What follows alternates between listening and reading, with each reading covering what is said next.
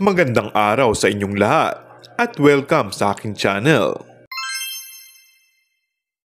Matapos maging emosyonal ni Kim Chiu sa kanyang acceptance speech para sa napanalunan niyang Outstanding Asian Star Award Philippines sa 2024 Seoul International Drama Awards na ginanap nitong Miyerkules sa Seoul, South Korea. Sa backstage pa lang after niyang lumakad sa purple carpet ng nasabing award show, ay emosyonal lang ang kapamilya actress dahil sa first time niya ma-experience na mabigyan ng parangal sa ibang bansa.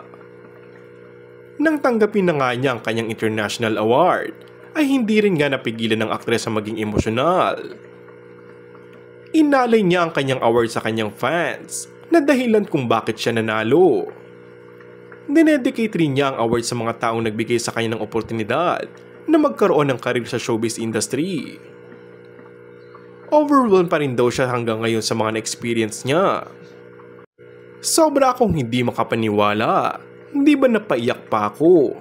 Una pa lang, start pa lang, na-starstruck na ako sa lahat ng nakita ko, say ni Kim. Kasi lahat ng mga nanalo yung Moving, yung Mask Girl, ang daming palabas. Napanood ko siya habang nasa bahay ako.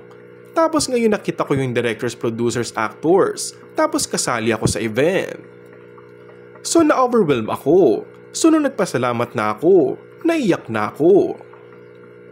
Samantala, bukod sa bonggang suot ni Kim at lito na kagandahan nito, ay mas nakaagaw pansin at hindi nakaligtas lalo sa mga Kimpo fans ang suot-suot nitong singsing, kung saan sinasabing bigay ni Paolo Avellino. And that's all for our today's video.